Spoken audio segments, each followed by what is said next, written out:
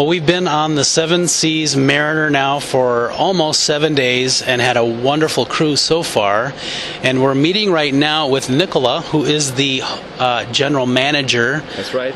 Welcome to Cruising Authority. Well, thank you. Nice to be with you, Mr. Vaudrym. I'm glad to hear that you enjoyed your cruise. We certainly did. Now, how long have you been at sea? I started in 1979. Now, this was a long time ago. I started with the Sitmar cruises. I spent about a year with Sitmar. Then I joined the legendary Royal Viking Line, which was probably the best school I could possibly have had. And after Royal Viking Line, I had a 3-year break. I joined Renaissance Cruises. You all know what happened to Renaissance Cruises in 2001. I had a little time at home, and after that I was proud to be part of the Oceania Cruises, and then made the transition recently to Regent Cruises. So this happened about a year ago. Now, do you have a family? I do, yes, as a matter of fact. I don't see much of them, but I do. I have children in England, and I remarried recently, and my wife lives in Italy, of course. How did you meet your wife? On the ship. You did? A shipboard romance, once again, yes. It's truly an amazing experience to have those shipboard romances. Yes, it happens all the time. I mean, it's understandable because we spend really more time on the ship than we do at home. So we have a life. I mean, that's. So what are some of the other ships that you've worked on? Well, like I said, I started on Sitmar, so that was the Fair Wind and the Fair Sea. I don't know if you remember the slogan, "Enjoy a Sitmar experience." Oh yes, I do. It goes back a few years, of course, and then again I was on the Royal Viking Sky, on the Royal Viking Star, on the Royal Viking Sea, and the last one was the Royal Viking Sun. And I left the Royal Viking Sun in '91. Pretty much. So I used to work with people like Joe Waters and a lot of people who are now big names in the cruise industry. They were with me at the time on Royal Viking. So like I said, again, a very good school. Well, now you have worked mostly with upscale cruise lines, and now of course you're with Regent. I have a question for you. How would you, as a general manager, define luxury?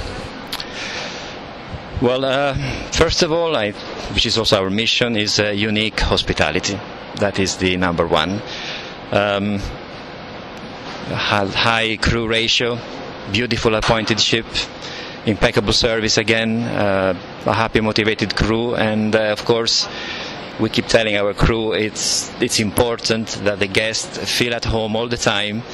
And as a matter of fact, again, we say, guests might forget what you do for them, but they will never forget how you make them feel.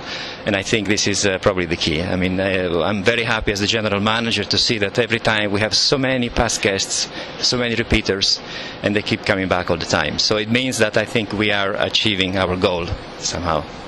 You know, as a general manager, you get to meet many passengers, and it would seem to me that you've made some wonderful friendships with passengers over the years. Yes, I have, as a matter of fact. And like I said, every time they come back, it's like meeting family. And this is probably the best part of Regent. Well, what's the most challenging part of your job here as a general manager of a luxury ship like the Seven Seas Mariner? I would say there are a lot of challenges.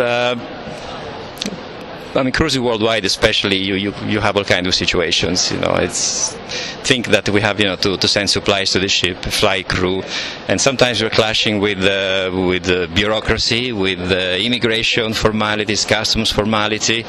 Now, coming on the ship, probably for me the biggest challenge is to keep everybody happy, the crew and the guests.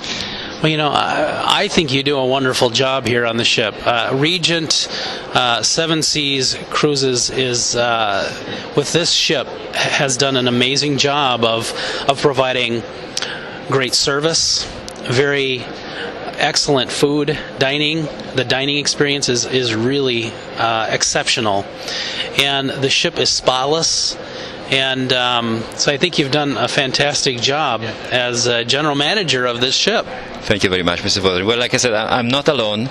I have a great team with me, and one of the keys is to keep them happy, motivated, so they can work, with consistency, with confidence, and again, that is the key to continuous improvement, and that's what I think we've been doing all the time. I mean, that's the key. Well, I appreciate you being on Cruising Authority. Thank you for giving us such a wonderful experience on this ship, and boy, I wish you smooth seas. Thank you very much, Mr. Vodri. I look forward to seeing you again on one of our beautiful ships.